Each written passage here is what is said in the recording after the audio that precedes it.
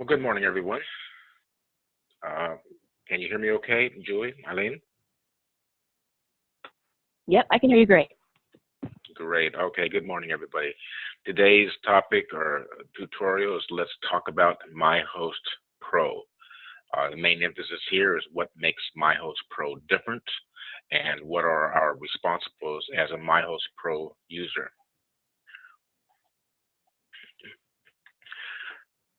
Most important thing about myHOAstPro is that the owner data in your community is updated every 24 hours. Now, this is on page 16 of the user's guide. It specifically talks about what makes myHOAstPro different.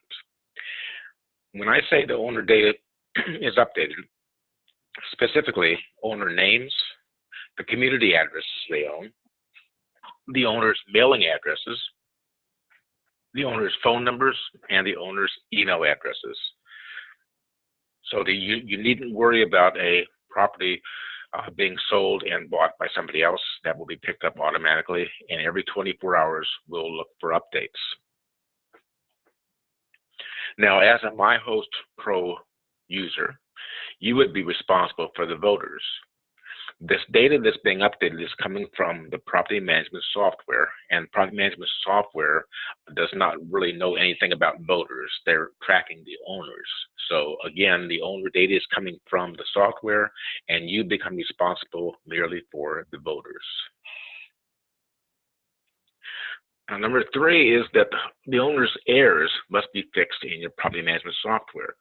When you're a myHOAstPro user, you're assured that the data in myHOAst is consistent with the data coming from your property management software, because that's where the data is being automatically loaded every 24 hours. So the fact that it is consistent means that if you see something wrong, like a bad email address, it's bad in your property management software. Therefore, to be consistent, it's going to be bad in our system as well. You see it in our system, you realize it needs to be fixed, you need to go back to the property management software and fix it there, and in 24 hours we're going to upload and we'll catch that fix. So again, fix the data in the property management software.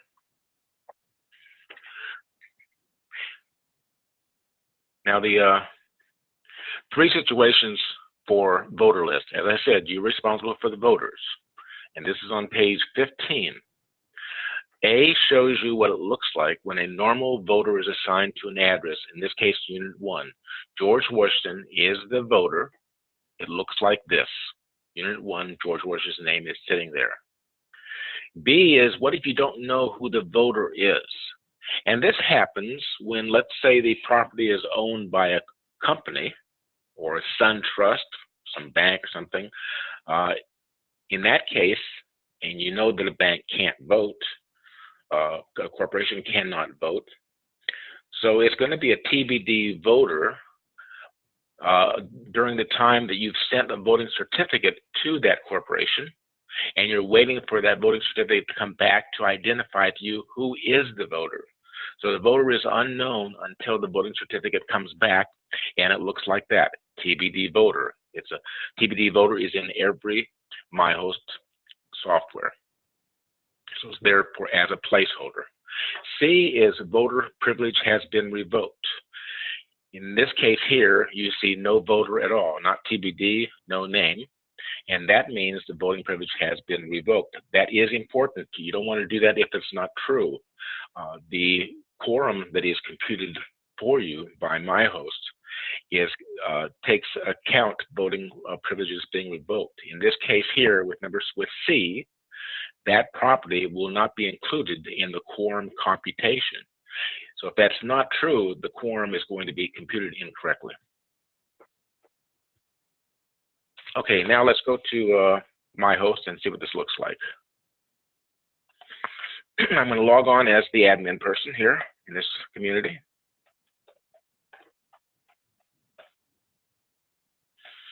Okay, and I'm going to go to the I'm going to first go to the owners list. Now, again, as I said, now this is not a true pro version, so we've got to use a little imagination here. Like this spot here where it shows the trash can. so that you can actually delete George Washington.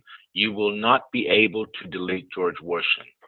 The ownership of this property comes from your property management software, so you cannot add an owner, you cannot delete an owner. This is frozen area coming from your property management software.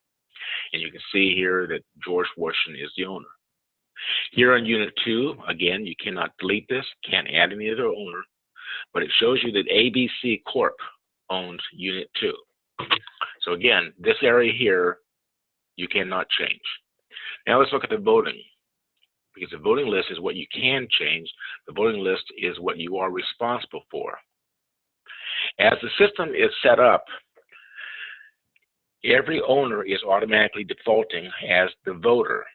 Now in this case here, you will see there will be a trash can that you can use, and this add a voter you can use. You can modify the voting list. That is the only responsibility you really have in the Pro version. In this case here, George Washington was the owner, so George Washington is going to default as the voter. In almost every case, that's fine. That's just what you want. So there is not much work to do loading from the property management software. However, let's look down at Unit 2. Unit 2, we saw that ABC Corp was the owner. And again, the default is whatever the owner is also the voter. Well, now I know that ABC Corp is not allowed to vote. It's not allowed to be a voter. A corporation cannot vote. So what I have to do is I have to get rid of ABC Corp here. I'm going to hit the trash can here, and you'll be able to do this in the Pro version. And I'm going to remove ABC Corp as a voter. I'm not going to check this box. First of all, it wouldn't work anyway, but I'm not going to check this box because ABC Corp is still the owner. It's just ABC Corp is not the voter. So I'm going to remove this, and I'm going to see that I now have ABC Corp out of here. If I stop right now, then this indicates I've taken away the voting privilege for Unit 2. That's not what I want. I've not taken the voting privilege. I just don't want the corporation listed as a voter. So what I'm going to do is I'm going to add that placeholder, search for TBD, and select it. TBD is not an owner, just a voter. And this is what I want to end up with. George Washington came as the owner from the property management software, defaulted as the voter, and sits here as a voter. Unit 2, ABC Corp was the owner. I know ABC Corp cannot vote, but I don't know who the voter is. The voting privilege has not been revoked, so I have a placeholder because if I have nothing here, it shows voting as being revoked. So this is how I want to end up. So it's really just a matter of looking and seeing how many corporations or companies are owners coming from your property management software and replacing them with voter TBD until the corporation provides you a voting certificate identifying the actual human being that can vote. Julie, do we have any questions? We have one. The question is, how does someone get the Pro version? Okay. The Pro version is one of the products that HOAst sells, and the Pro version is something that you can upgrade to. The restriction is you must be using a property management software that we link to. And so you can always ask that question.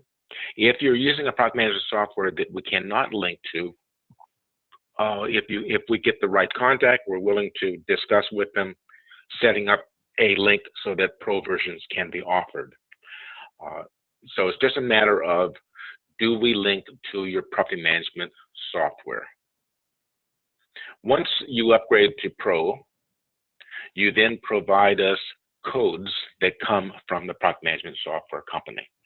Well, no matter what the software is, they provide a code that looks like a username and a password that allows our program to log in and pull out the data that you saw before. You know, the name, the mailing address, the phone numbers and the email addresses. We do a read-only. We are not updating your product management software. We are only doing a read-only to keep you current with whatever data is in your software. Anything else, Julie?